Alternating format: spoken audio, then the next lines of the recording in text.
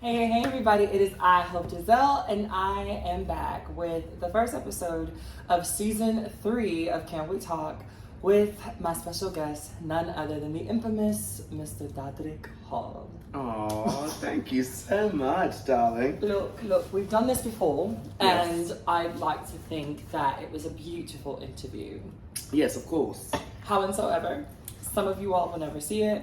My Patreon people, y'all know, y'all already know the tea. Y'all have already gotten the first set of tea. So if you're listening to this or if you're watching this time, just know y'all missed a bunch of tea. It was really dope. It was really emotional, but it was also very lame and not us. Yeah. So it was giving very scripted, very Diane Sawyer. Yes. It was giving Diane Sawyer. So with that being said, this is the interview, right? This is the space where we're gonna have the conversation. Okay. And I think I just want to like jump right into the things and be like, are you paying the dancers or no? I think that is a complicated question, like most things. I'm glad that you just have asked me. I wish more people would do that. I have done 700 videos, and sometimes the dancers get paid, sometimes they don't. I never tell people that they are going to get paid and then they don't get paid. Right. There have been jobs that from the beginning were like, this is a passion project. Case in point, the video we did with Brandy. I was like, if you want to be in this video, if you liked Brandy and Cinderella as much as I did, come and be a part of it. But if it's a live show, my tour dancers, they get paid and they work so hard. I was a dancer first. I grew up as a dancer. I've been a dancer my whole life. So I don't ever want to disrespect the dance community by not paying people. It's just, I'm an independent artist, which a lot of people don't know. People think that I'm signed. Did you know that? I knew that you were independent, but explain what that means. Because I don't think a lot of people understand what that means. An independent artist is like I would say if you are not independent, you have a record label, which means if you decide to do a video, oftentimes the record label will pay for it, or they'll at the very least give you an advance. They would be paying the dancers, they'd hire the producers, the choreographers, or whatever. When you're independent, all of those resources go away. I choreograph, produce, direct, costume, do everything for my own videos on top of starring in them. And I write all my own songs. I put them out on my own. They're not distributed by label. I don't have help getting the word out about my music. It's all organic growth. And sometimes when you're doing something, you could think it's the next Bob Tisha, and it could just it could be a flop It's Tisha. a flop Tisha. It's a flop Tisha. It gets very messed up. We're not listening. We don't like that. Yeah, so every single time you do something, it's a huge risk. It's a huge risk for any artist, but most artists, it's not their own financial risk because the label is going in on that joint venture together. Or sometimes they'll pay for some of the video, not the full video. But Okay. with me, I fund every single video, right. and there's been 700 of them. So we've seen that, and a large part of the reason why a lot of us are asking this question is because we've had dancers that have come out and said like, I haven't been, I don't get, like I've worked on several projects because I love, but also my money is not coming through. And so is there a backstory that you can give about those specific things? Like, are those... I only know of one person that Okay. came out and said that, and that was one of the dancers from Nails Her Hips Heels. Mhm. And that video, I gave Jake Yonsei, and I can give you the receipts as well. We gave an email telling everyone this is a non-paid gig. If you want to come out and do this, this is my first single that I was doing that wasn't a part of a musical album. It was just an exciting thing for me to do. I honestly put the post up thinking we would get maybe 10, 20 dancers. I didn't ever think that 75 people were going to come. That was already a huge, like, task and like a huge ambitious goal for me to pay to costume 75 dancers, but I wanted everybody to be a part of it. There was no way that I was going to be able to give them a fee of substance at that point, and it was just more for fun. It just happened to be the one video that blew up. And now looking back at it, I'm like, okay, that blew up and was huge, which is why that's the video that specifically people talk about. But those dancers knew that they weren't going to get paid. It was said in an email, and all of them knew. And there were 75 people, and 75 people have not come forward and said, he didn't pay me. They're like, we knew we weren't getting paid. It was a fun experience. We had a good time doing it. So, that's what I think the general consensus would be of people doing. So it was given like Nicole Scherzinger Pussycat Doll arrangement. Like you knew that y'all was oohing and ahhing and dancing, and then, right? Like y'all knew. It was just, I think a lot of the people were people who had done stuff for me before that were like, I know that Todrick pays us for some gigs, right. Which by the way, I feel like Beyonce when she's like, I'm not the first person who has lip synced the national anthem or who has sang along with a pre-recorded track. It's very common, but it is very common for people to do a video with like a flash mob or something, for artists to have right. certain videos that pay, certain videos that don't pay, or certain videos it's a stipend, or certain videos it's like, I'll get you the next time, or if this gets to this level, if this picks up, right. then whatever. There's different arrangements that you can make, and for that video, the specific arrangement it's for exposure, for the experience. A lot of those people were like 19 years old. Their parents flew them into town because they wanted to be in their first music video, or they were like, I work as a receptionist for dentists, and I really I used to do my thing. I did not want to make that my priority focus. This is not my main job, my main source of income. I just also can dance and like to dance, and I want to be a part of the video. And I think that everybody should have the right to do that. I wish I had $1 billion to just be able to pay everybody whatever to come to the video, but that was not the case for that specific video. Okay. And so jumping right into the next question, a lot of people have speculations about why that was. So the people that love Todrick are like, I mean, but it's probably because you were on some I like him and he didn't like you back. So jumping right into it, are you fucking dancers? Because that's another... I didn't know that was a part of the narrative that people think. I have not been... I don't like to say that word. Right. My mama might be watching this. Right. I do say that word, but not if Brenda is here watching. Not Brenda. Right. That's always a difficult question. I have never had sex with a person who was my dancer and then I went into an intimate relationship with them. I have been dating people before. My fans fell in love with that relationship that we have, and I was like, come on tour, and then obviously we continued to have our intimate relationship when they came on tour. But I've never hired somebody for the purpose of trying to use my power to then cross that line with them. So no Harvey Weinstein. No. I'm not. To be honest, I'm not a very. You know this about me. I'm not a very sexual person. So even when I am in a relationship, they're like, Todrick, hello, what's going on? He lying, y'all. He lying. I wish that was the case. You know. I've been in the room. Thought you been in the room. I've been in the room. No, why were you in the room? Bitch, I don't know. Okay. Corners. No, but I have dated people, and I think that just in general, I think that this journey can be a really lonely one for artists.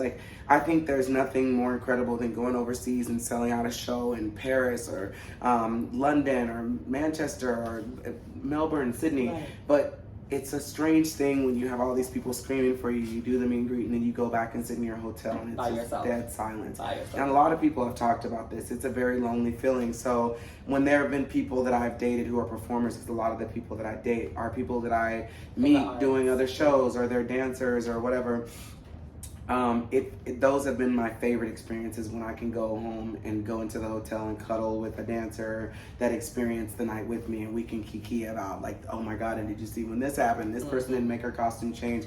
I love moments like that, and so that has happened on a couple of the tours, but it was people that I had a pre-existing relationship before they were ever cast. Okay, so I think the hardest part of this conversation, which shouldn't be, but now that we're talking beautiful right now. I be trying. Y'all like it? For the people that can when see you just said but shouldn't be, it gave me very Beyonce vibes. The way you said it, the inflection, my media training, the mannerisms. It's put me in a space where it was giving me very Beyonce. At least Jay Nova. It was giving me very much so. Jay Nova as Beyonce. I love you, Jay.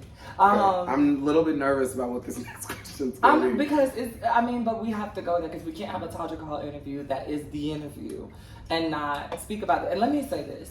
I don't care how any of y'all feel about it because I feel like I had to also, there was a space where as I was preparing for this the first time and this time, where I was just I gassed myself up And I was just like, oh my God, this is the interview. Like, this is the Todrick Hall interview that everybody wants, right? And I don't care whether you want to admit it or not, Todrick is an international celebrity. Like, there are people in multiple countries on multiple continents that know exactly who you are, that know your shit. And, like, there are also people internationally and people with way more notoriety than myself that want these questions to be asked, right? And so it's one of those things where in prepping for this, I had to, like, remind myself, like, this is serious shit for a lot of people. Like, there are people out here who are like, finally somebody is having this conversation. Well, I really want you to ask the questions that you feel people would want to ask, because a lot of times people have things to say about me and I'm like, they would never ask me that in person. I would give them the answer. I'm not hiding from people. People don't ask me to do interviews about stuff like this, and I don't know what you're about to ask me, but I do know that there's so much to uncover, and I'm just a person, like, I think that you had a certain perception of me before you met me. Definitely. And now you've told me several times, this is not what I thought this was, you know? And I think I have been guilty of doing that before. There have been people who I'm not going to name that I was like, I just don't like that person. Mm-hmm. And deep down, there was a reason why I didn't like them that I think I had to uncover later. It's not anybody specifically. It's just artists that I was like, I'm not feeling them. I don't like them. Yeah. And I have had the opportunity to meet almost every single one, because that's how the universe works. The person you're talking the most shit about, you end up running into. Right. And of course, I'm like, oh, they're so sweet. They're so nice. So and now nice. I feel so horrible. Mm-hmm. But to a lot of people, I'm not human, and they don't think I'm gonna see their comments. And I think that, like, even when you say something like you're an international name or whatever, that makes me like crawl into like a hole, because right. I live in my room and I am a theater geek at heart. Like, I love The Wizard of Oz. I love Disney. I love Beyonce. I love, you know, like, anything that is like anything that is whimsical and Alice in Wonderland-esque and stuff. I just grew up watching that stuff, and so sometimes when I get into spaces where people are saying things to me, I kind of clam up, because I'm like, I really don't think you know how authentically myself I'm being right now. I just am a theater nerd, and I understand that to some people, maybe they do say it. Maybe that's clear to people. Do you think it's clear to people? I don't.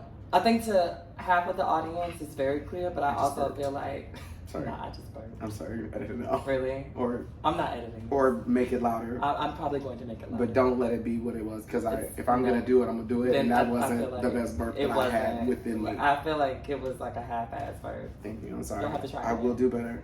I will do better next time. You deserve better than that. I do. Continue as you were. Anyway, but I feel like, and this is why we had to redo the interview, because we was tired as fuck the first time. You had no voice. I had no voice. I had been screaming the night before. It was crazy. It was crazy that I had done the concert the night before, and I was the one that was hoarse. Yeah, I was hoarse.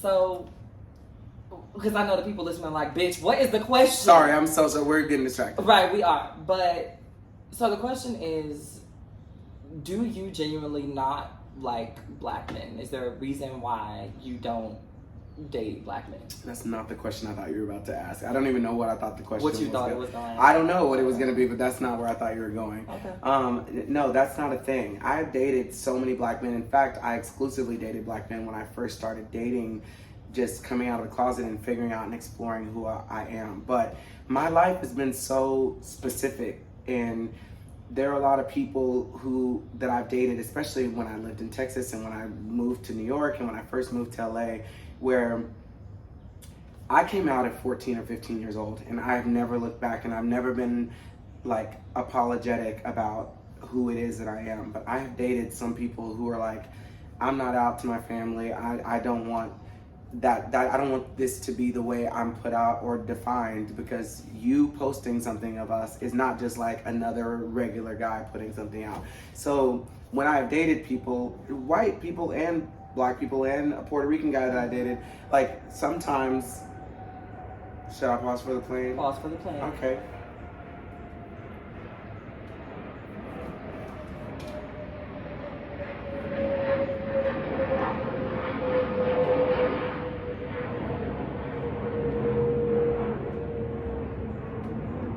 Taking their time. Because they know we're pausing for said plane. Mm-hmm. Yeah, I'm cutting that out for the podcast people, but all of y'all on YouTube are gonna have to sit through that. So sorry about the plane.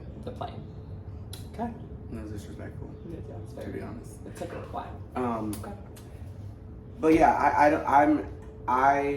I know that I have a reputation of dating white men, and I definitely love white men, but I love all kinds of men. I have like, since I was like in middle school, I had like something for like Filipino Asian men. I think it's because I watched Brandy in Cinderella for so long. Yes. Paolo Montalban was like my yes. crush. I found out later in life that he does not play for our team, by the way. Spoiler alert. And I thought he was. No, he's not gay. Oh. Mm-mm. Okay. But I think that because I find myself in white spaces a lot, because I grew up doing ballet and doing theater, which usually is predominantly white people. I was the token black person in so many shows, and I don't go out to clubs. Like, people never see me out of clubs. I've never been on Grindr. I'm not really on dating apps. I'm on Tinder when I can be on there. They kick me off of Tinder all the time. So if you see me on Tinder, it's probably me, you guys.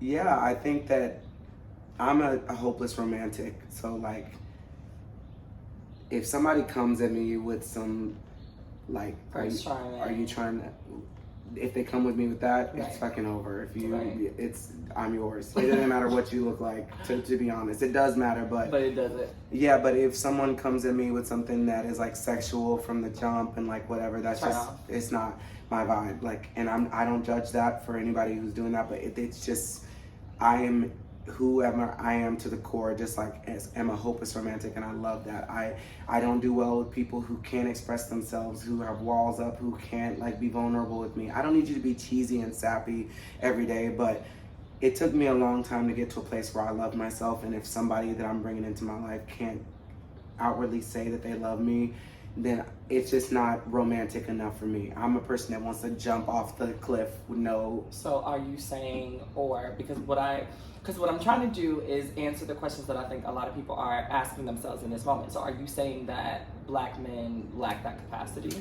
I'm saying that the black men that I have dated, most of them have lacked that capacity. There have also been black men that I loved, and that I don't feel there would have been any issue other than the fact that I don't think, it didn't seem like there was a time in the near future where they were going to be comfortable enough with themselves to help me continue to be comfortable with myself. Because this is a journey, like, and some of the people that I've dated have helped me be comfortable, like wearing heels and dressing up and being out, and proud about the things that I want to do. Like, I still struggle with a lot of insecurities in that, which is crazy to say, like, because I have videos out where I'm fully in drag, but it's a constant struggle, and I need that person to, like, help me reprogram the things that I think are problematic that I was taught my whole life.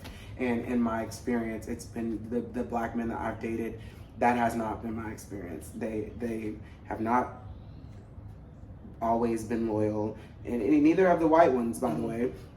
But I have found that a lot of the black men that I've dated have not been loyal very quickly.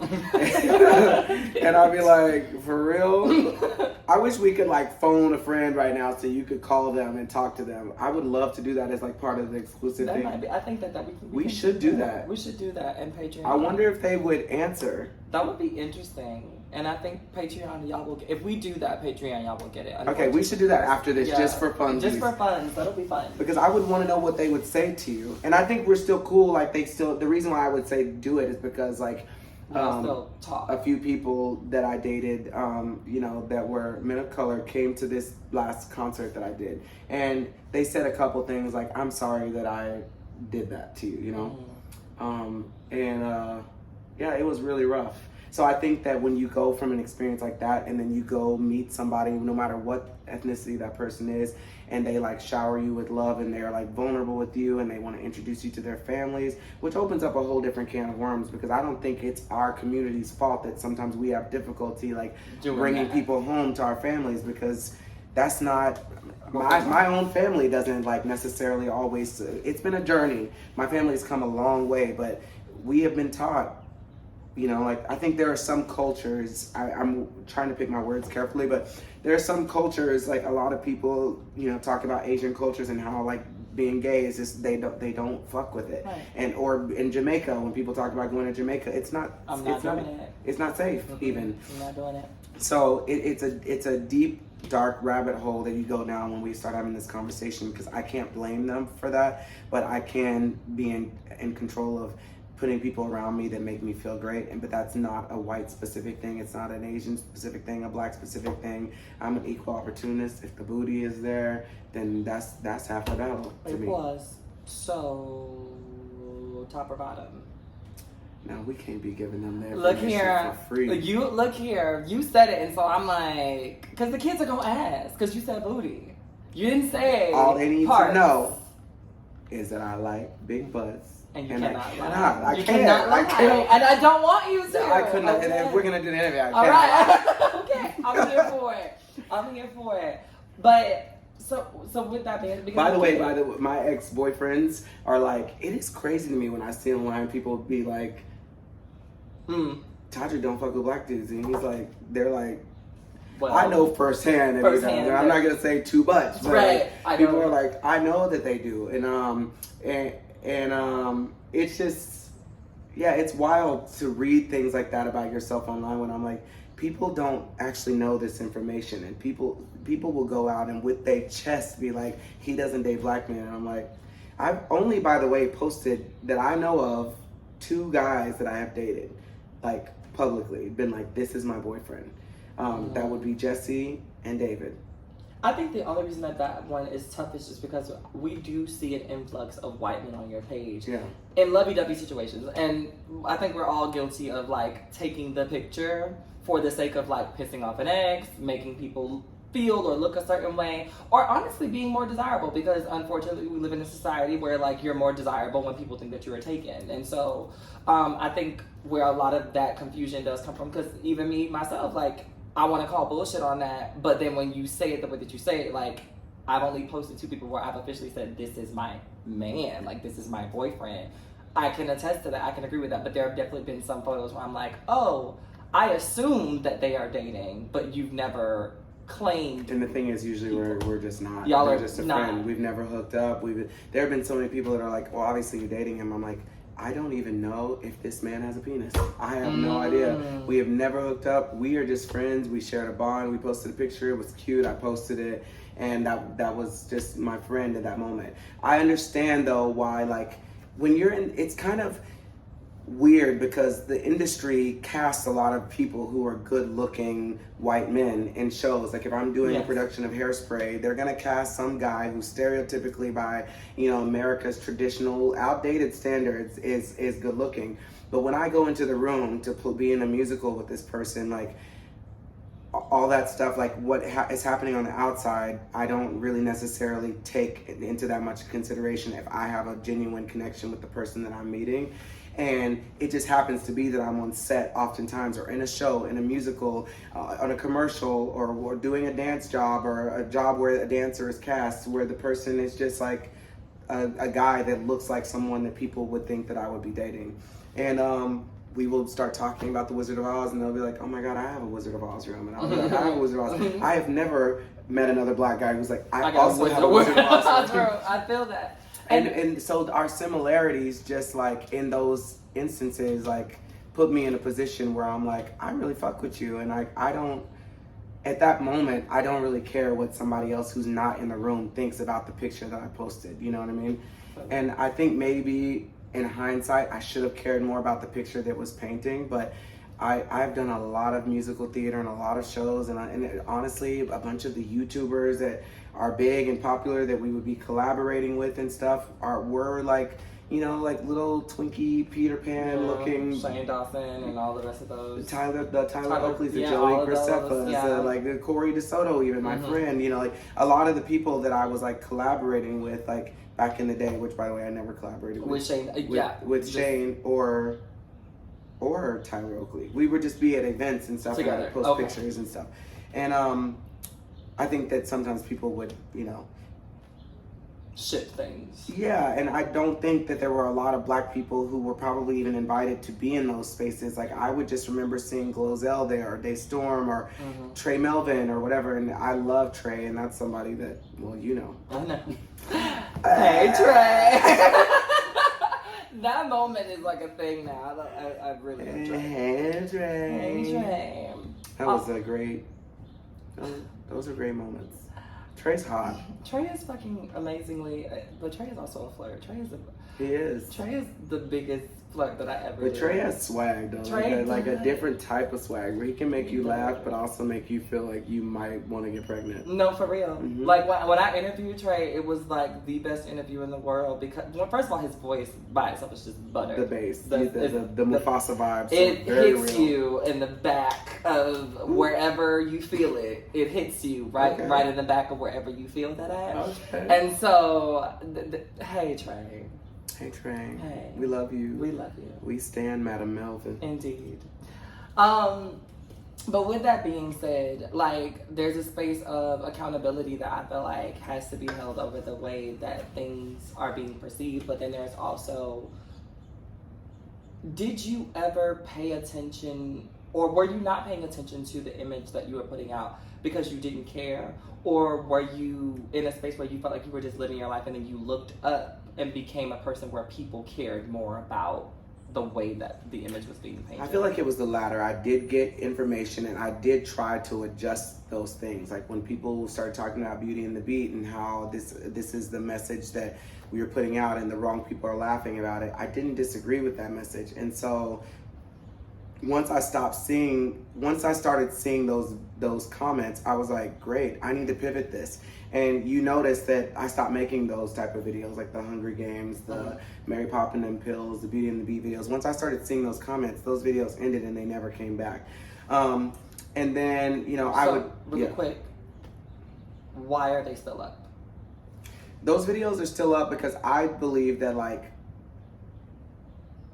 when we were in the room, I created that video with a bunch of black artists. Like, it wasn't a video that I made with a bunch of white people to make stereotypical jokes towards black people. And I feel like I have a huge rainbow umbrella of content, 700 videos. I didn't think that there was anything in that video that was like, so like that moment that we made, like with 20 black people in the studio making these jokes and talking about stuff that we collaborated on that video.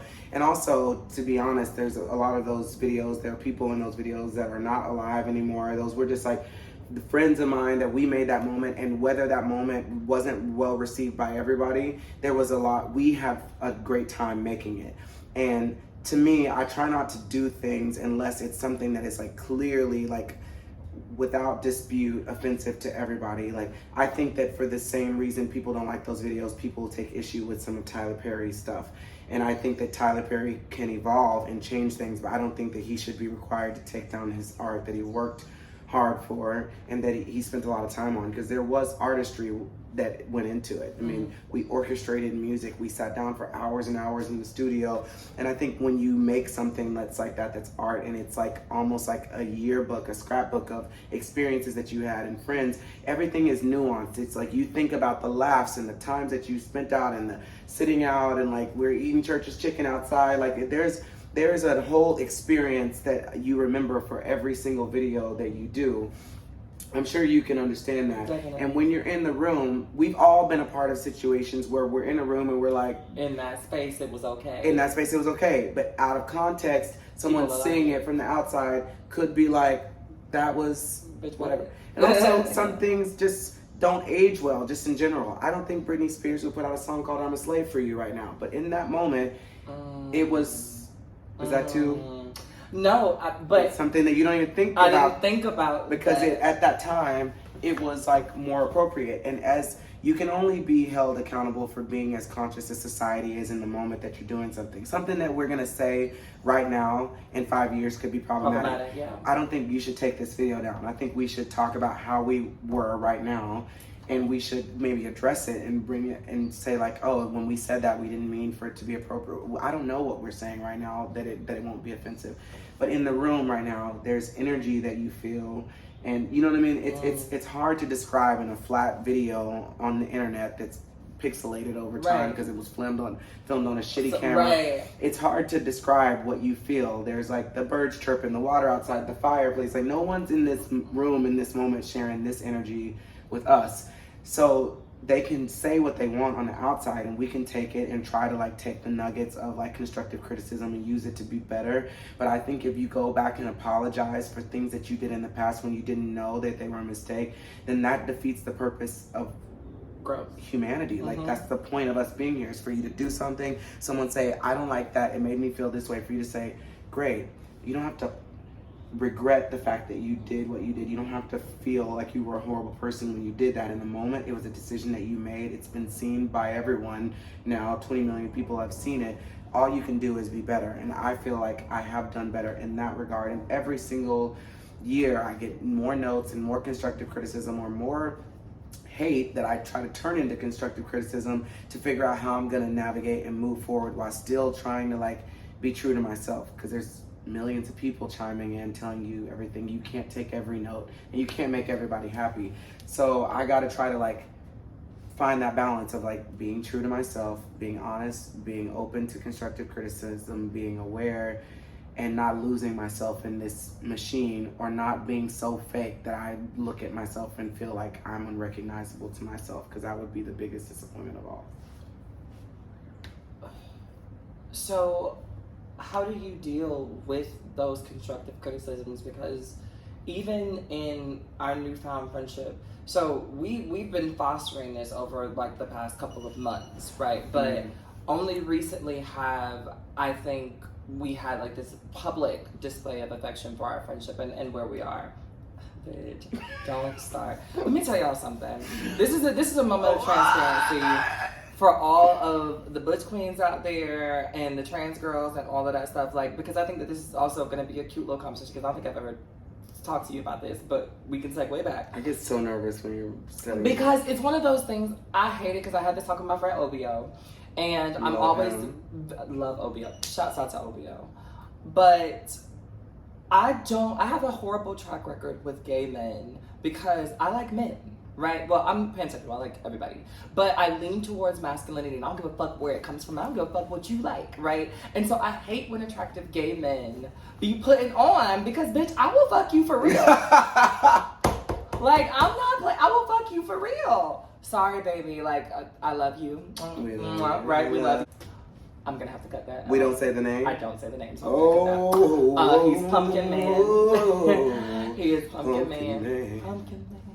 But baby, I love you. But like, deadass, like, and that's always been a thing. So even when like I met OBO before me and Pumpkin Man like kind of did a thing, and I remember OBO was like, oh, you don't never want to spend time with me. You never want to call me. Like, you never want to talk to me. And I was like, OBO, let me tell you something. You are sexy. Fine. You're fine. Yeah. And I know that you are being nice. And at this point in my life, I have learned and understood the difference between someone who is being nice and someone who is genuinely attracted to you.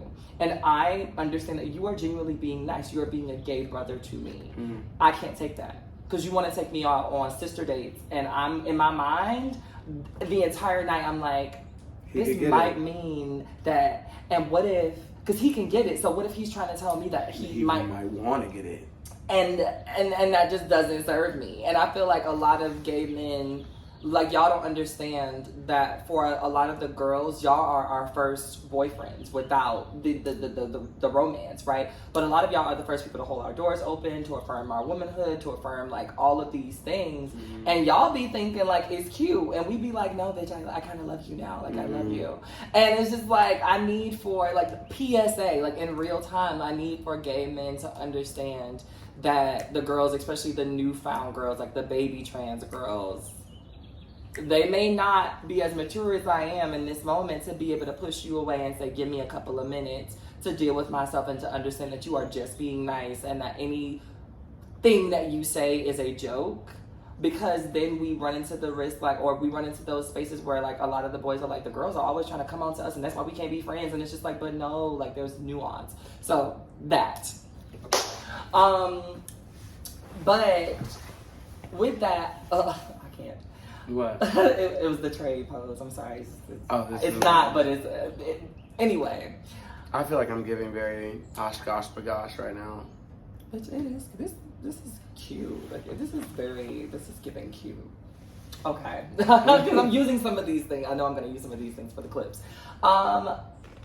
But some of the comments that I do get about you now that like I post things or like when we are seen together, like people say some of the meanest, nastiest things. And one of the things that I got today that really like hurt my feelings and bothered me was that somebody said, you know how he affects the community as a whole, and the fact that you are hanging out with him is a problem. And until you stop hanging out with him, I'm no longer following you. And it was hurtful because this was somebody that I know has supported my dirty draws. Yeah. But then also I was like, what has he done that has impacted the community? And I'm assuming that this person was talking about the queer community in such a negative way that it was worth not supporting me the way that they have shown up and shown out for me in the past. And so, one, have you ever gotten that comment that you've been harmful or hurtful towards the queer community specifically? And do you feel like you've ever, like, I know we can talk about the Black community and how we feel about your Blackness, but have queer people ever told you that you've just been harmful? I think that I get all kinds of comments, and I don't know how I got to this point, to be completely honest. I've never considered myself to be like a polarizing person. Yeah. I don't feel that. I don't really claim that for myself. When I'm on The Masked Singer or something, people are just like, he's beloved in certain spaces. But if you go in certain other spaces, it's not that energy. Right. And I just feel like at some point along the line, like whatever I've done to show my solidarity and to create music, all my art that I make is like, to me, a love letter to the gay community. And to people of color, and not just Black people, but just people of color just in general, because I know how hard we have it. I think that my way of showing it hasn't always been received. It's not always the most popular things, and sometimes if you put out something, it doesn't matter how much money or time you spent on it, if people don't see it, then it doesn't exist to them. There are so many videos that I'm like, I wish people could see this and understand the message I was trying to put out. I realize that sometimes it's done in this like weird artistic way that's not as deliberate as I would like for, as people would like for it to be, but that's just the way that I like share my artistry. I want it to be done in a way that feels authentic to me, and it hasn't really, I wouldn't say that it's been received horribly, but sometimes it's not received at all. If people don't see it, if they haven't heard that song, if they haven't seen that visual or whatever, then it's not really benefiting my cause. So I think that I have heard things like that before, and people think that I don't ride for the gay community and I don't ride for the Black community, and that's just not the case. I think that my approach is just probably different than some other people's. Yeah. I think that it is powerful as a Black man for me to be going into rooms with white people and saying to them, like, what you're saying is not okay. This is problematic. And I don't go post online that I'm doing that, because I think that's performative. But people who know me are like, he's just not that person. But if you don't know me, then you don't know. And so I think that what I'm doing right now in this chapter of my life is trying to like take a pause, because I move so fast that sometimes I'm not necessarily thinking about everything, and it's just me working with people and like to create this bigger picture. And I think that sometimes in my haste to get the content out, I don't necessarily dot every I and cross every T, because I'm not really a businessman. I am a businessman because I have to be, and I have become a businessman, and I'm proud of where I've come, but I don't enjoy those things. I enjoy writing things, choreographing, dancing. And in the beginning, I would put out posts and say, anybody who wants to come dance in this video. And it never seemed to me that it was, I was unaware, and I can admit the fact that I was unaware that so many more white people were submitting and coming. I think the musical theater and Disney and Wizard of Oz and whatever videos that I was putting out were attracting a specific audience. And so when we would be like, great, do we have 20 dancers? And people would be like, yeah. And when they would get there, there'd be 2 Black dancers and 18 white dancers.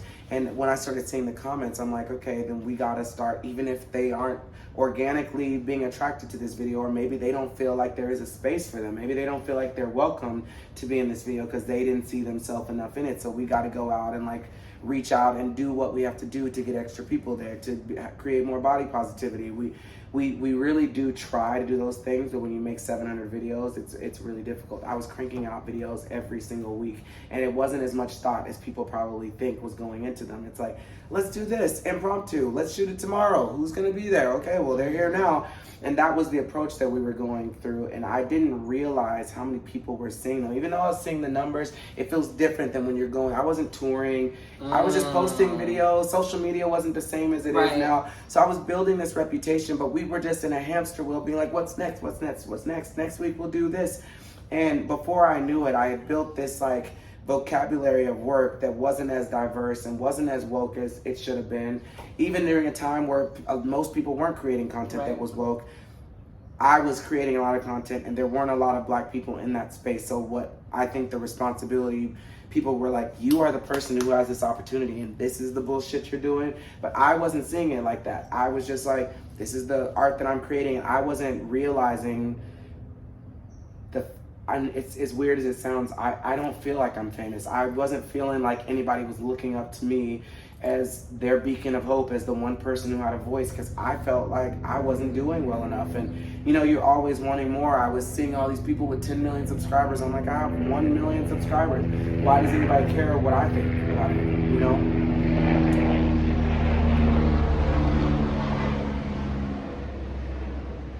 That one was quick. Yeah. That one was quick. That was more respectful. That was respectful. Of the airline.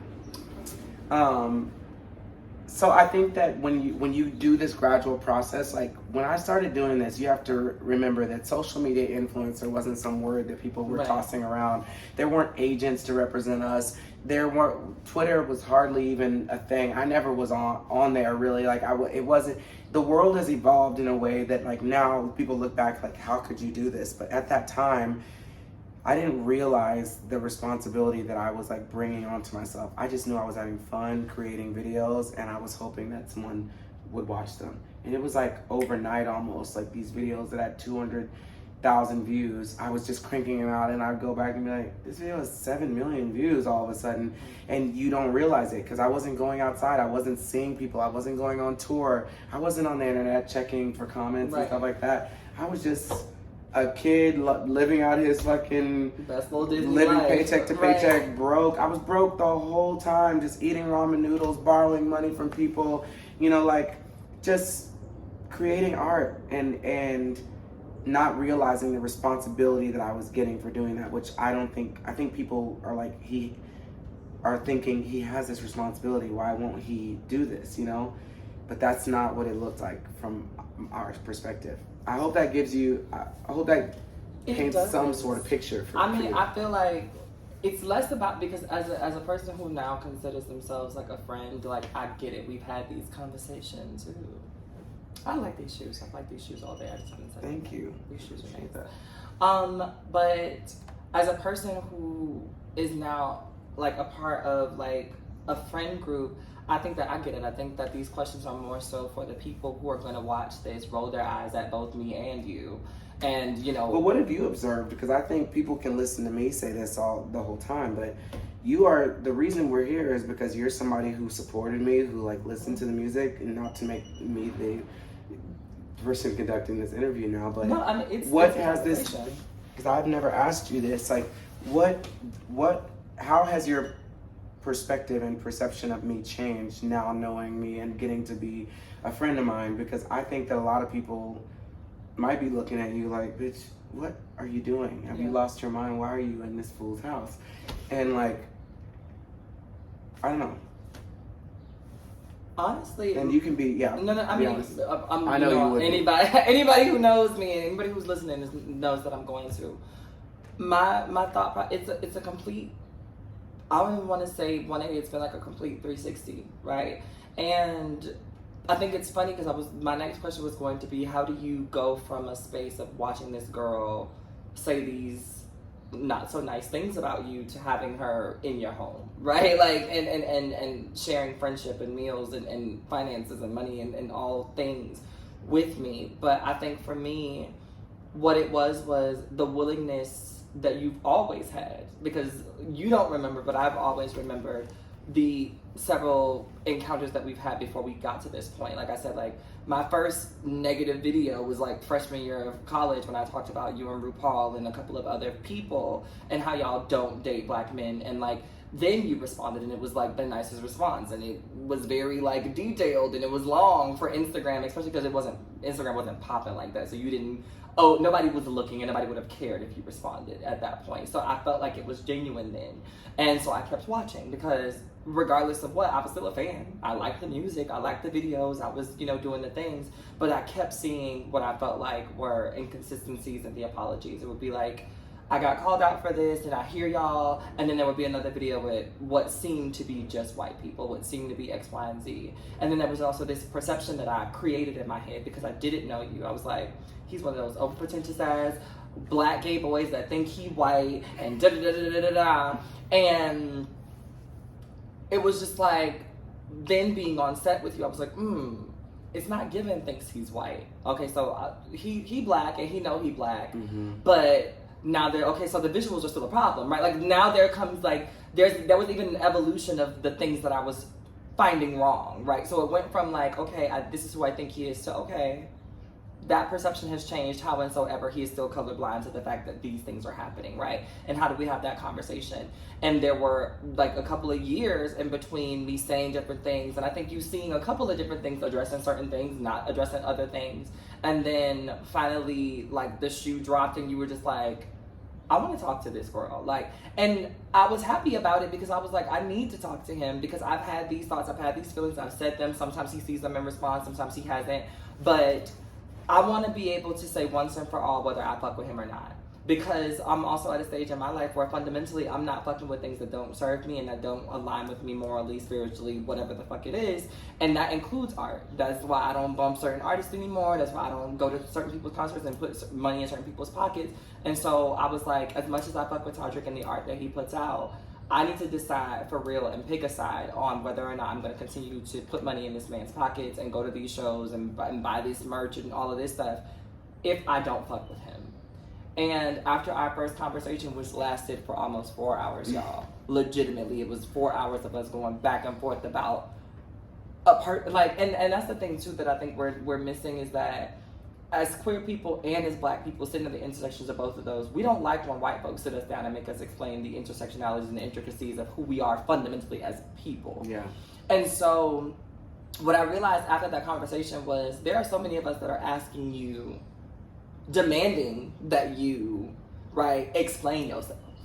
And from whence you came, and from how you came, and from who you love, and how you fuck them, and how you navigate your friends, and why they all look like this. And if this were a white person badgering a black person about any of those things or intricacies specifically about our blackness, we would be in an uproar about it. And this whole experience, getting to know you, talking, has changed all of that, because now I can see you as a person. I've humanized you. You're not just this figure that's far away.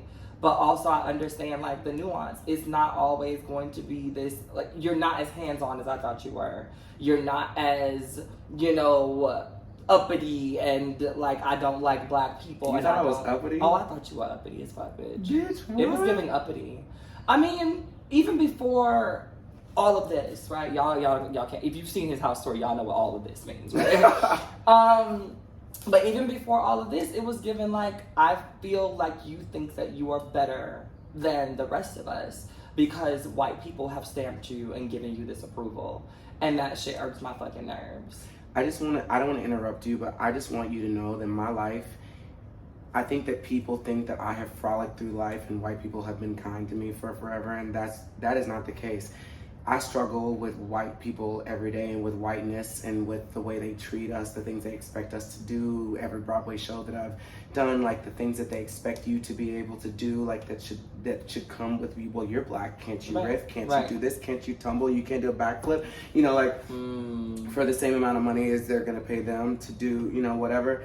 And I'm not exempt. Like when I'm black, like and I go through shit like all the time, and every single day I have to fight just like every other black person has to fight to get to the point where I've gotten. And I think that for some reason I grew up in the theater where people are like, you don't ever show your flaws. Like, it's just like you show, my mom always wanted us to have dignity and stuff. So I put on a good poker face and I stand up and I say like, absolutely, sure. Because that's the world I was raised in, being a theater kid and stuff. But that's not always how I feel. But it's just, I don't want to air my dirty laundry. I try, and I have before. I've had moments of weakness, but I try not to do that. But it has not been easy. And I think that ultimately, the reason why I fuck with you and why I reached out to you over and over and over again, even not realizing you were the same person, is because ultimately I think every single person on this planet wants to be loved and wants to be accepted by their own tribe. And I think oftentimes as black people, when we want people to see us as like, we're not just this, we can be all of these things. But when somebody goes and does something that doesn't look like something that we recognize, oftentimes we're like, well, that's not black, and we shouldn't, like, I feel that energy sometimes. I'm like, if you think I'm doing something that you don't like or you don't think represents blackness in the right way, I'm still your tribe.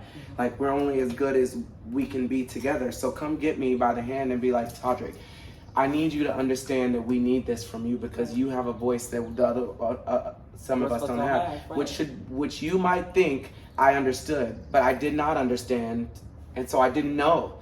And so when people say that, I'm like, okay, I'm gonna take this note and I'm gonna do with it what I can. And every time you have said something, it probably felt mixed with like this smorgasbord of hated comments. Somebody that was in the middle of that, a diamond in the rough, that was like, I love you and I want you to do better because you are us. And if you can do this with black excellence, with gay excellence, and do this and speak for some of us who can't speak, then I need you to get this. And when I see that energy, then I'm like, I want to respond to that person because they can help me understand what everybody else is going through, because my walk has just been different. My experience has not been the same. That's why my art doesn't look the same. I started doing ballet at 8 years old. I grew up with white people. I only did theater. Black people are the only people that have ever called me faggots. They're the only people, when I went to the barbershop, we've all experienced this. I didn't feel comfortable in that situation. When I would go to church, they would make fun of me and say stuff behind my back, and I would get up to sing and they'd be like, why is he swishing his hips like this? And like, whatever. At school, it was just like, when I would go to these places where there were theater people there, it was like we could be doing The Lion, the Witch, and the Wardrobe, and it didn't matter what color I was. And to me, from my specific human being, that was my safe haven. That was the place that I felt like, if you can make it through this 8 hours of school, then you're good, because you can go to Oz, you can go to Wonderland, you can go to Narnia with these people, and they don't care that you are different. They don't care that you talk like this. They're not making fun of the way you swish your hips. So it became that for me. I felt safe because I didn't feel like I had to pretend to be something that I wasn't. And that's what it all was. So I consumed my life in that, because otherwise I would have been unhappy. I would have been unmotivated. I would have felt like I was lost, like I didn't belong anywhere. I would look at all my cousins and I would be like, I'm not like them. I don't want to play basketball. I don't want to listen to this music. I don't feel like I identify. When I look at Usher, I'm like, I don't see me in that. I saw myself in Brandy as Cinderella. That's who I saw myself. And I was like, that's not me, but that's the closest thing to me I can find. And so I think that as black people, we're all dealing with trauma, and how we deal with that trauma, whether it be like, okay, well, I'm gonna really fucking double down and like ride for my people, even if when I go to the barbershop I don't feel comfortable, even if when I'm at church I feel the most judged that I've ever felt, even if when I'm at school they're the ones that are coming for me. And some people are like, when people would tell me like, don't trust white people, I would be so conflicted. I mean, my grandma, like, may she rest in peace, would be like, you gotta be careful. My grandma was a housekeeper her whole life and worked for white people, and some of them were great and some of them were evil. My grandma watched people when she was working in the fields get shot for sleeping because the white man was sleeping with them. She would tell me these stories. It would terrify me of white people, but that wasn't my experience.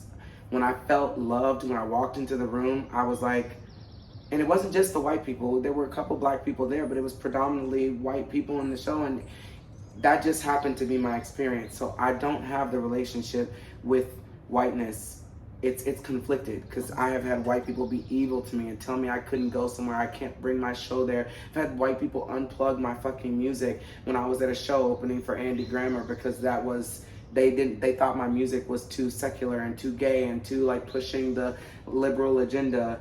And I felt like, I remember the Jackson 5 movie when they let those white people win, and Joe Jackson was like, fuck that colored TV, like I don't want that TV, we're leaving. You know, like I have felt that way, but I've also had great experiences with white people, and so I don't know how to navigate this world. I feel like I'm doing the best that I can, and when I meet people like you that are like, they don't want to leave me for dust, and like will take the time to talk to me, to open my eyes, to offer me a perspective I might not have seen before, to tell me things I can do differently, as long as I feel confident and it's not performative, like I'm trying to be something that I'm not, because I love Saucy Santana, I love Lil Nas. If I performed those songs, it wouldn't feel right. It wouldn't feel authentic to me. My dancers would be like, bitch, what are we doing? And the people watching it would be like, okay, Todrick, you tried it. It's just not me. I'm a theater geek who likes to pretend I'm a bad bitch in my videos, but I'm really not that bad of a bitch. If you say something rude to me, I'll be like, well, that hurt my feelings. I feel that. That's who I am, and I can't reprogram what has happened to me since I was 7. Most people who are like me weren't in ballet school for their whole life, didn't do theater, weren't watching The Wizard of Oz on repeat. You know, like that's just why I just was that kid, and it's never left me. And I think when you meet me, you're like, yeah, he doesn't take this act off. Like you said something to me earlier, like, do you just run in the room and like nigga. I'm like, no, I don't. This is who I am. This is, and it maybe it is a product of the environment that I was in for so long, but it's not performative. If you play something Disney, I'm gonna get excited. Right. Like it genuinely excites me. And also, that's another thing. Sometimes I've dated black men and I'm like, bitch, you are it, let's do this. And I'm like, I wanna go see Hamilton. And they're like, what? Musical theater is such a huge part of my life. I talk about it all the time. My jokes are quotes from shows and Sound of Music or something, or The Wiz or Hairspray. And if they're just like, I just think this is cheesy. I'm cheesy to them. I don't have the swag that they want me to have. Like sometimes I'm like harassing somebody that's black that's like, please go on another date with me, and they're like, Todrick, I don't want to go to Disneyland with you anymore. I don't want to see Frozen on Broadway. Like, and I think that my likes and dislikes, you know, like our interests sometimes just don't line up, you know, and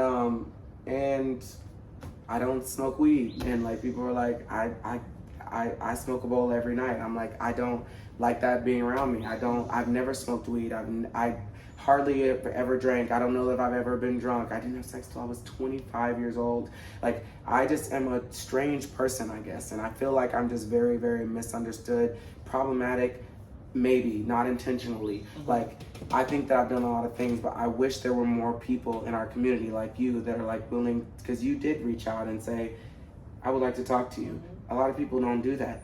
And I wish there was just more of this conversation, because I feel like I've grown so much from just knowing you and from being in your presence. And anybody who would try to shame you for talking to somebody who was one of your brothers and sisters and trying to be like, I want to help him understand a perspective. Even with Justin J, like, I reached out to him and said, I want to get to know you. It's not going to happen overnight. You're not going to come here one day and I'm 37 years old, reroute 37 years worth of experiences for me. It's going to take time. Like, your experience is not my experience. I'm not trying to make him be me, but he can't make me, and not that he did do that, but I think sometimes he's like, I don't understand how you don't see this. I'm like, I don't, and it might take you longer than 30 minutes to get me there. But if we're gonna do it, let's do it. Let's do the work. Let's do the work. It's not doing the work for you to tell me something and be frustrated 30 minutes later that I don't agree with you. Like, it's trying to help me, like, understand why certain things might be problematic, why they might be perceived this way, why people might think this. Because some of the things that people say, I'm like, I should not have to show you my track list and my track record of all the black men that I've slept with, because it's none of your fucking business. It's not your business. And like, I also don't think that even if I had ever slept with a black person, I can't still be a huge advocate for this community, for the gay community, for black people, even if I had never, but I have. And I don't like having to talk to people about people I've had sex with. the people I've had sex with know I had sex with them. And right now we're living in a world where people need to feel entitled to know this. And even though I've only posted 2 boyfriends that I've had online, they're like, oh, he would never date somebody black. I'm like, how do you know that? And how do you have the audacity to stand up online and say that to the world in public on a video camera when you don't know who I've dated? You don't know that they don't want to be outed. You don't know that they don't want to tell people who they're dating. You don't know that their family doesn't want them to know in front of 1.8 million people that they're dating me. It's none of your business. If you want me to be a better advocate for the community, then just say that. If you want to date me and you want to fuck, just say that, because maybe it might happen. Like, you know what I mean? Like, if you want to say like, hey, I'm confused, then message me and say that. But don't tell me who I am. Don't tell me who I am with, who I've been with, who I slept with, because it's A, false, B, it's none of your business, and C, it has nothing to do with my love and passion that I poured into trying my best every single day to being a great representation for black people and for gay people. It's very, very important to me. I have committed my whole life and not had a social life, not had a lot of romantic partners because a lot of people can't deal with it. I'm usually just not dating anybody. And very few people are crazy enough to deal with the like crazy jet setting life that is my existence, you know? It's hard. So I think I'm a work in progress, but ultimately, I just want you and anybody watching this to know, like, I want to do better. I want for people to be like, okay, I see the progress. And every now and then, it might not be perfect. I might put out a video that you're like, okay, that feels very reminiscent of a problem we had before. But, like, I want people to understand I'm doing this by myself. It's not going to be perfect.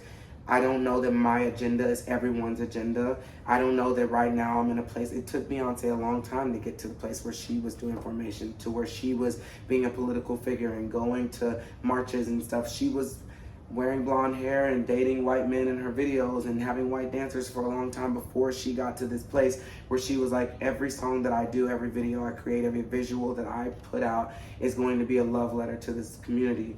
And I'm glad that she took the time that it took to get to the place where it felt authentic to her. But it has been historically a thing that, like, when black people make it to a certain level, from Prince to Michael Jackson to Whitney Houston to Nicki Minaj to whoever, I think that we have to start looking at things and be like, we are a community that, you know, like, I said a comment once on Twitter that got me canceled because a friend of mine who I felt was very woke came over here and was like, slavery worked. He said that. And so I repeated it on social media, and I understand now why that was so problematic to say. And when Gay Magazine posted about it, some people were like, great message, wrong messenger, as if to say that if someone else had said it, they would understand where it's coming from. I understand now I should have never said that. But what I do, like, what I was meaning to say, or the bigger picture of what I was meaning to say, is that we have been oppressed as gay people, as black people.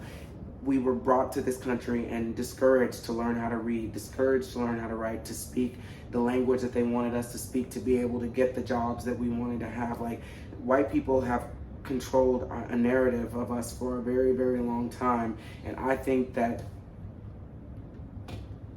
this, to me, is like what is so beautiful about like what progress looks like, because you are somebody who can say like, I don't know if I fuck with you, but because I believe in the bigger cause, I'm not gonna leave this stone unturned. I'm gonna go see what it is, because if I would turn my back on somebody who looks like me, because I think they might be this way when I've never met them, are you really an advocate for the black community? And I think that that's a question that may not sound right coming out of my mouth, but if you're willing to turn your back on somebody, I'm not certain people that we've named before. Like, I'm not saying I'm unwilling to like work at it, that I'm unwilling to do the work to try to be a better advocate, to learn, to show in my art and stuff that I'm progressing, even if there are pitfalls and mistakes.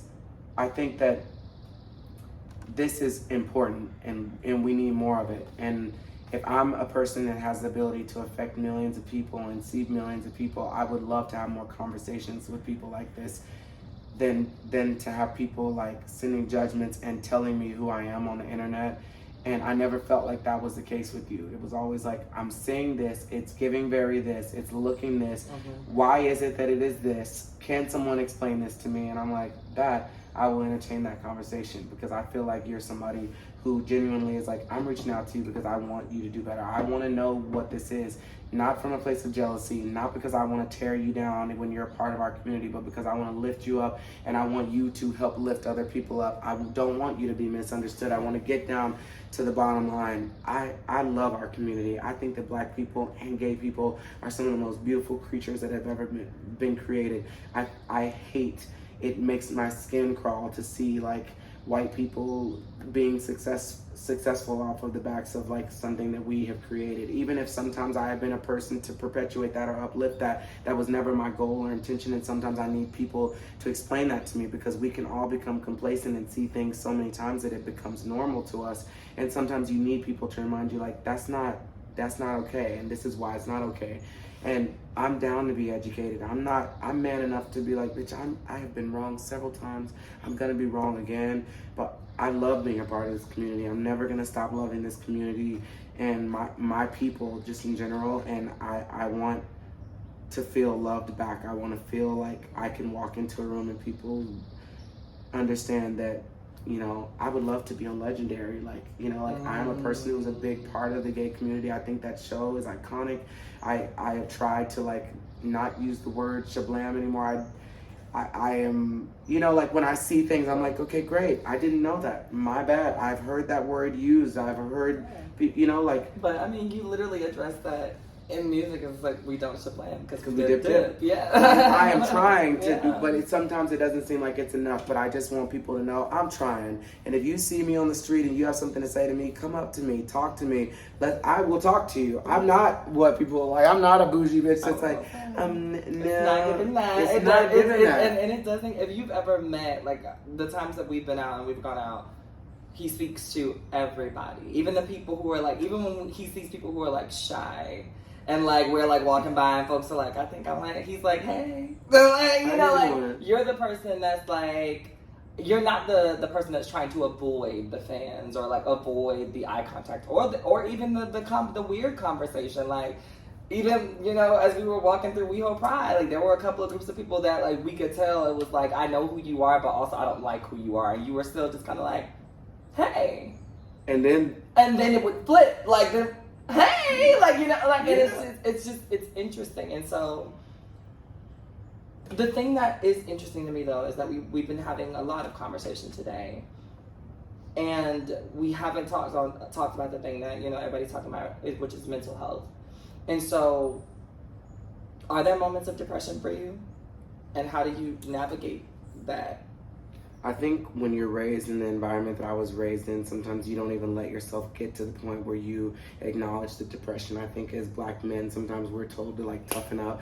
And I think sometimes when I get to that place where I'm like, I'm about to be depressed, I can hear the men in my family being like, toughen up, don't be a pussy, don't be a little bitch, you know, like, and so I do that, but it weighs on me every day. Like, I would never be doing this, sacrificing my life to do this if I didn't love my people. And like, I have been broke for so long and like given up everything, didn't have a car, didn't have a place to live, but because I was like, I want to be a beacon of hope and light for this community. But yeah, it's hard. It's hard when you are representing a community and you feel like the gay community or the Black community is like, I don't want him to represent me. When I get these opportunities, I'm like, I want to be the best representation that I possibly can be, but I don't know how to do that. And I don't think that me dating a person that is a certain race or me having whatever is the thing that is going to make me be a great representation or not. I don't think that that should be the sole deciding factor. And for a lot of people, that is at the top of their list of things. They're like, he doesn't date Black people. I just want to let you all know that's not the case. So I just want that to be stricken from the record. I date everybody. I just want to be in love. You know, like that's just it for me. And it's hard. It's hard to have millions of people telling you who you are when you know it's not, and deciding at what point you address it and defend yourself against people who are strangers to you. You don't know them. So it's like, do I owe this person that's saying this about me, who clearly doesn't like me, an explanation about who it is I am dating and who it is or isn't that I am fucking? It's none of their business. But at this point, people feel entitled to know, and they're gonna make a judgment on whether or not they think you're a good person based off of what you're willing to share. So now here I am talking about things I thought I would never be talking about. But if this is what it takes for people to be like, okay, he's a human to me, because I feel like I've always been a human, but I've realized from talking to people like you that you're like, you weren't really that human, and we don't really know, and I did think you're bougie, I didn't think you would speak to us, I didn't think you fucked with black people, I don't think that you ride that hard for the gay community, I do think that you will do anything for a coin, I do think that you will lick a white person's ass to get ahead and be whatever. I'm like, that's not who I am, you know, and it's now time for me to start like talking to people so that they hear it from my mouth. Whether they receive it or not is not my business anymore. I can't control that, but I can talk to each person that I meet if they want to talk to me about it and say and answer whatever questions they would want me to answer. But I'm not gonna release a video of me having sex with somebody to prove to them that I did it. It's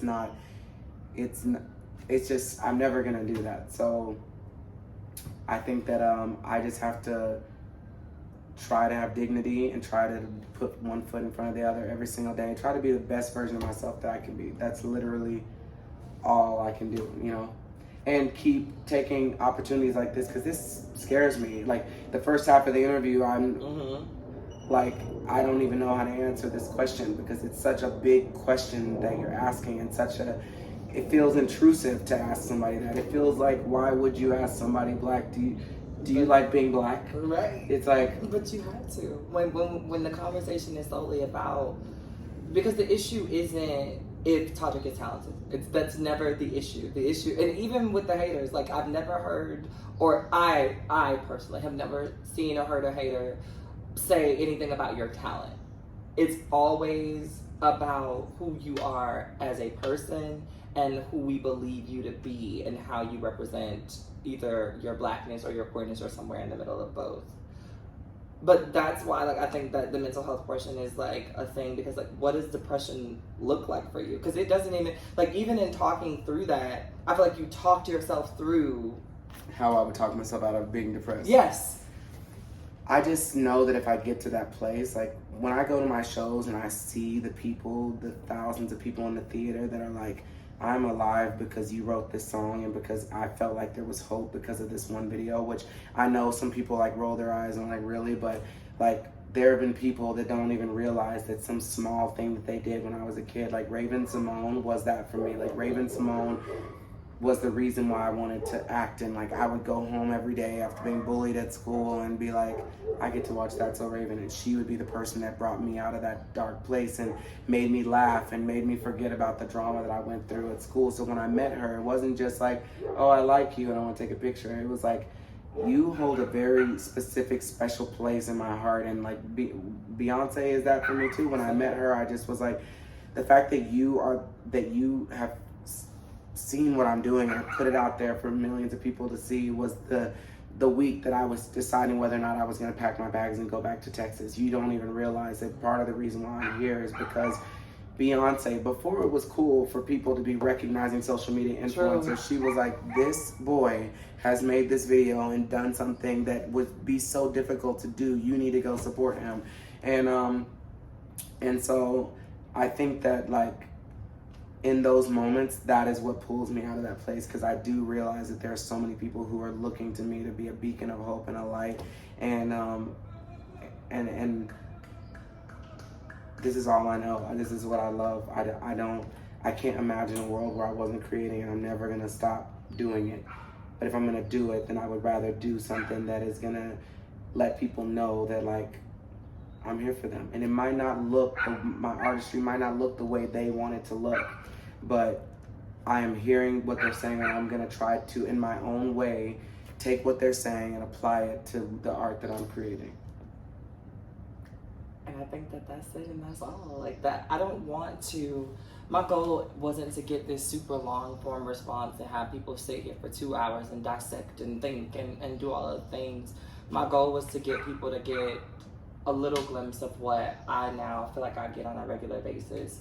And I get a human being that's like struggling with the same shit I struggle with. Like, how are these people gonna perceive this messaging? How are people gonna feel about this? Like, this thing happened to me today and it has nothing to do with fucking social media, but I feel bad and I just want to talk to somebody about it and I want to scream. And this thing at work, like, regardless of what the work is, like, this thing at work fell through and I just want one of my friends to listen to me vent about that shit. You know what I'm saying?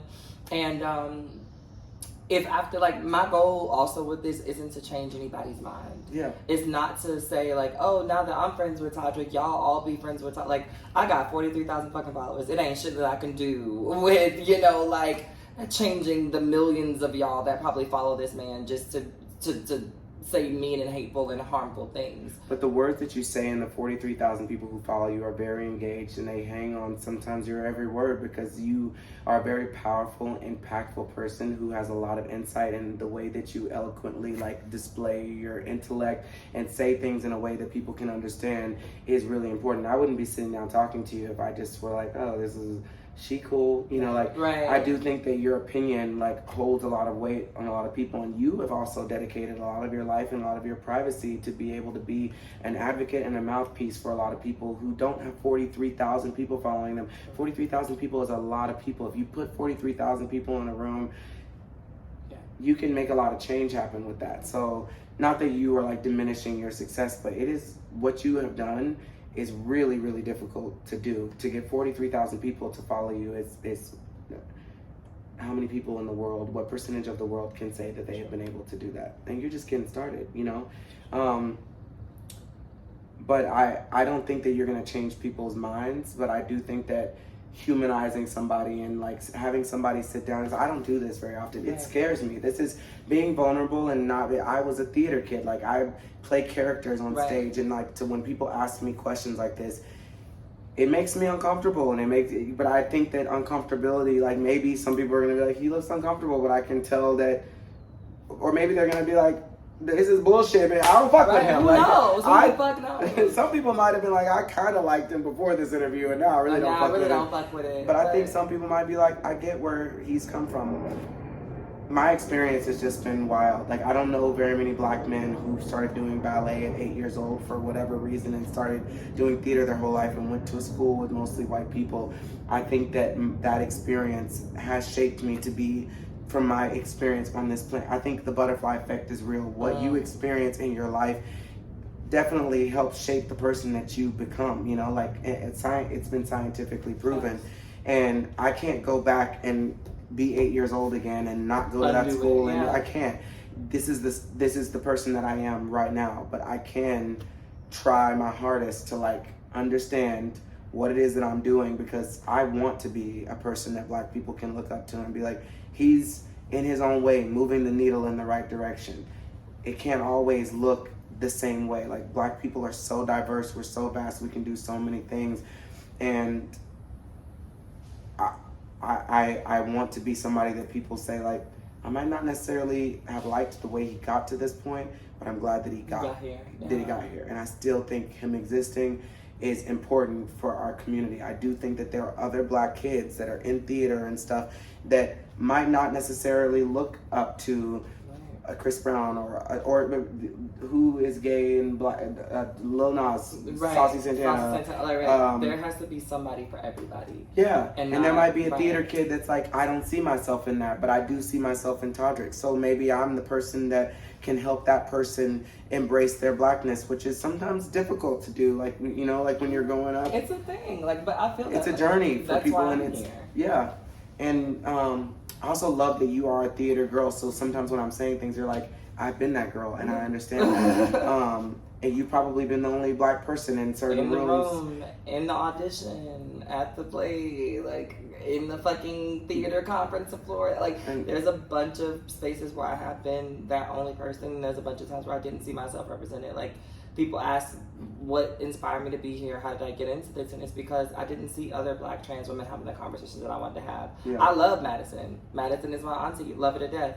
But the messaging that she was putting out at the time was not messaging that I thought was a good reflection of black trans women. I love Amaya Scott, but Amaya is a pretty girl. She slays. She doesn't give us, you know, the ins and outs. She's not giving us, political, conversation and commentary. At the time, there was no Laverne. Like, she was just coming out, like, when I was having these thoughts. Janet was just deciding to be open about being trans. So all I was seeing was the T.S. Madisons, the Amayas, the Shauna Brooks, and, like, those women are amazing, and they're beautiful, and they're great. But they're different. And that's fine. But I want us to get out of this narrative that we're like, if it's different, if it doesn't look like this, then it's not wrong. For us. Yeah. It's not black. It's not, because I think sometimes, not everybody feels that way, but there are sometimes people are like, if he doesn't express his blackness in this way, if he posts a picture with this person, he's probably hooking up with them. If he's dated 2 white people that we know of, that's probably all he dates. Like, I don't think we should make those assumptions. And even people who are in those categories, even people who are black, who only date white people, I feel like they are probably experiencing some sort of trauma that we should at least give them the benefit of the doubt to express to us how they got to that spot. And we shouldn't turn our backs on them just because that is what they have chosen to do, or who they have chosen to date, or who they are attracted to for whatever reasons by society standards have manipulated them into thinking that is the only beauty that exists.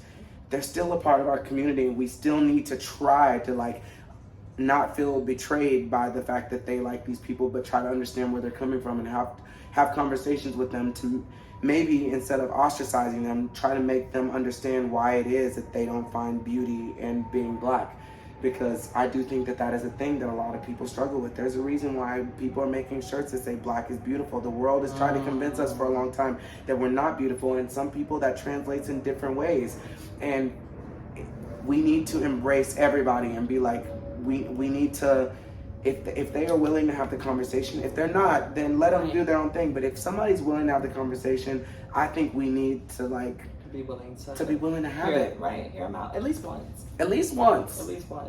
And you're one of the first times I've had this conversation, and while it was scary for me, it feels like therapy to be able to say some of these things. I'm sorry that it's long-winded, and I hope you cut it down. I'm gonna cut some of it, child. Y'all ain't gonna have to sit through all of it unless you're on Patreon. Yeah. But I get it. And I also want to say a shout out to Gay Magazine, because I feel Don't you love them? I think that they, to me, have done what I want to see more of. And even that Grape Juice has been we're gonna post Todrick stuff. Gay Magazine's gonna post this because they're maybe he is somebody that everybody doesn't see eye to eye about, but he is a part of our community. We're not gonna act like he doesn't. We're not gonna act like he doesn't exist, because that's not to me. I don't know. I think that being a woke activist for the black community means that you accept and embrace blackness in all its shapes and forms, with all its flaws, with anything that maybe is not in society right now cool or whatever. You're still he's a part of our community, and we're not gonna just act like he ain't here, even if he's done some things we find questionable. And so I appreciate that. Gay Magazine, whoever's running the social media and putting it up there, I see that. I see the comments that sometimes aren't great, but I appreciate the ones that are. And I feel even just me being on there makes me feel included, because sometimes I'm I want to be invited to black events, and I'm not invited to them. I would show up. I'm not black.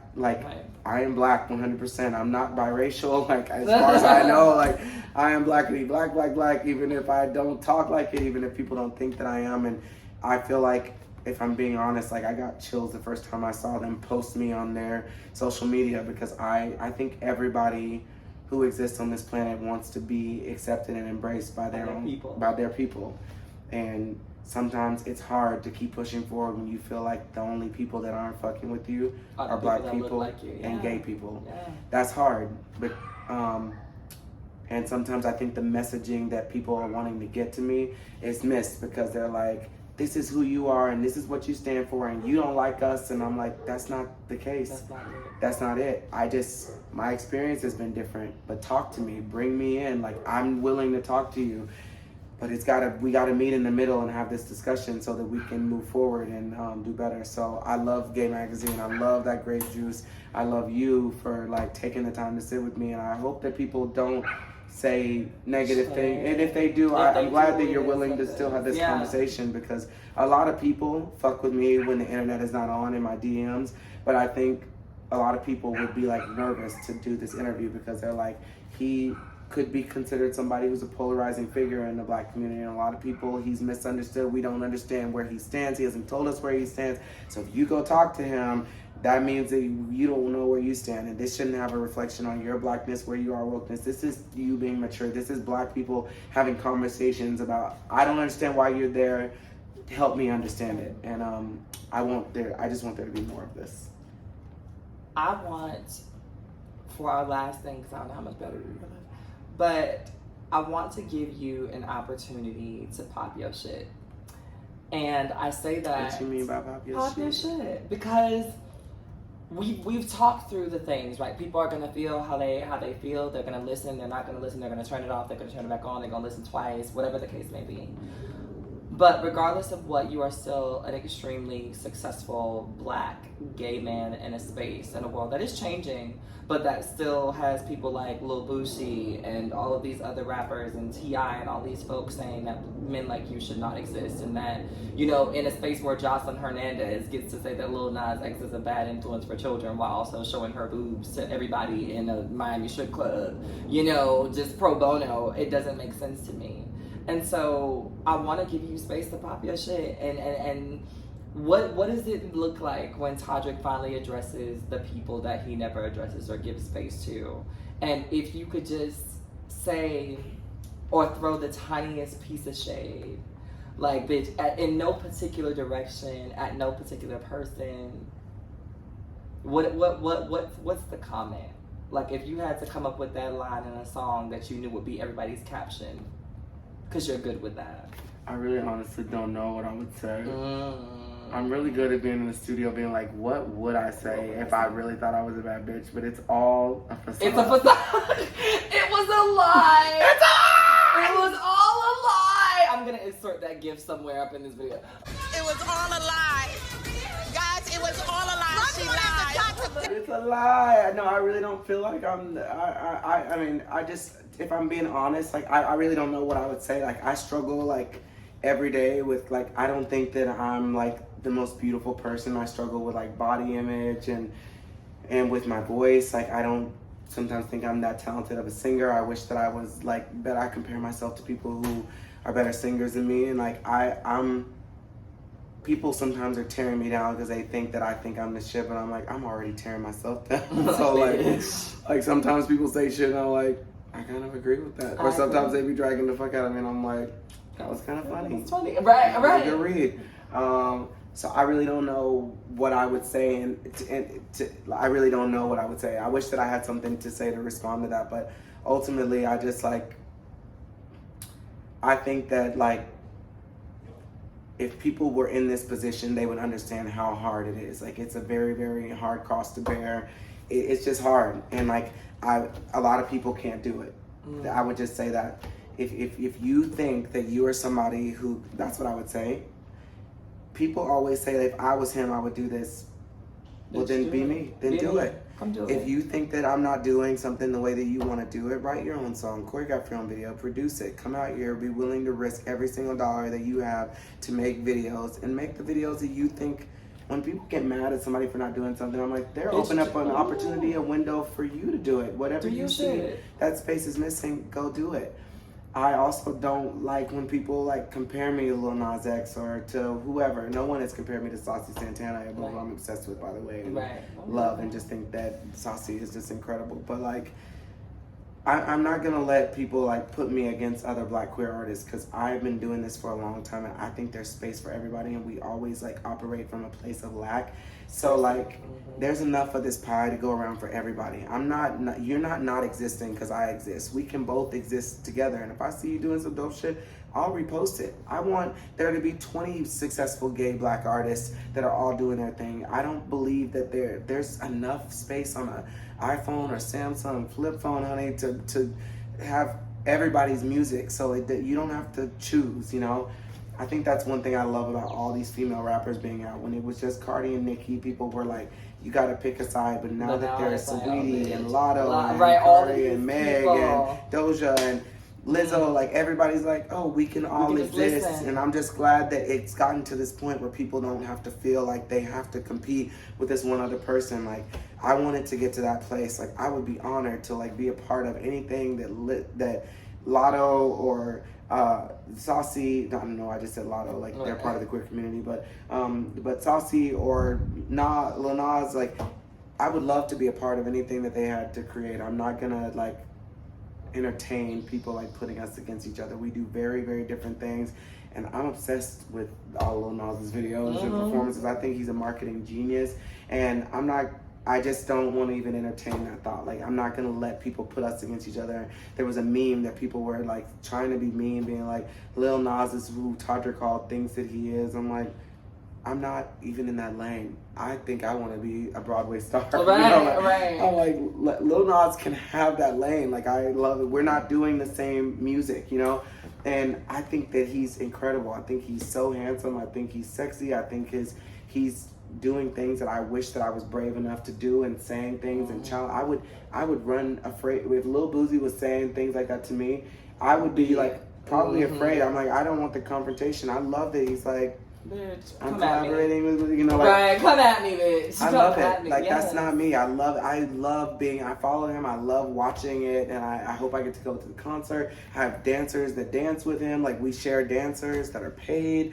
And yeah, I just say, I'm not gonna, I'm not subscribing to that. I'm not playing any energy into that. I know I literally just dodged your whole question. You didn't dodge it. Because what I am going to fucking say, I'm gonna pop the shit for you. Okay. Bitch, I'm still not sleeping on it if it's not a custom Louis bed, bitch.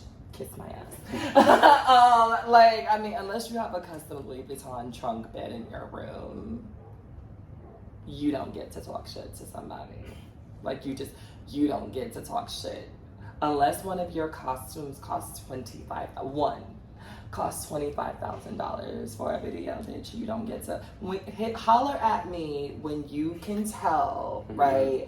When you can tell people that the entire motherfucking budget for your dancers is somebody's salary, not, you know, one person's, bitch. What I pay my dancers is an entire group of people's salary. I think that's been enough. That's quite enough. Okay, are you done? I'm done. I'm so uncomfortable. Because I can go on. I can go on. You came on the bus, by the way.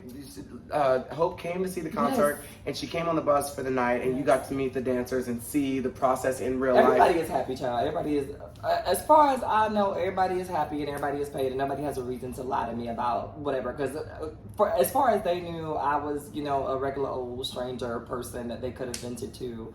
And everybody seemed to love their job. Everybody seemed to really like love each other and support one another.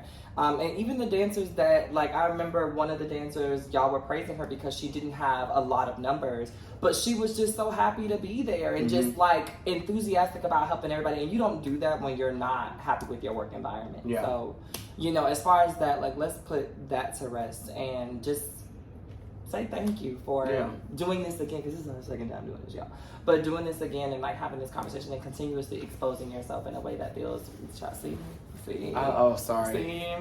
See. I love you. I love you so much. Too. I really do. And I'm enjoying this friendship that we're getting. I'm enjoying like learning from you and soaking up your energy. I think you're an incredible human being. I think a lot of people would be like, I'm not having the interview with him. And to me, if you're trying to be an advocate for the community, if you're trying to be a social media influencer, this is what it should be. Like, and I think you're doing it right. And I hope that everybody is like supporting you. Like, I just want to see your star shine so much, because you're just such an incredible human being. Like, and your energy and your light that you bring into the room is just incredible.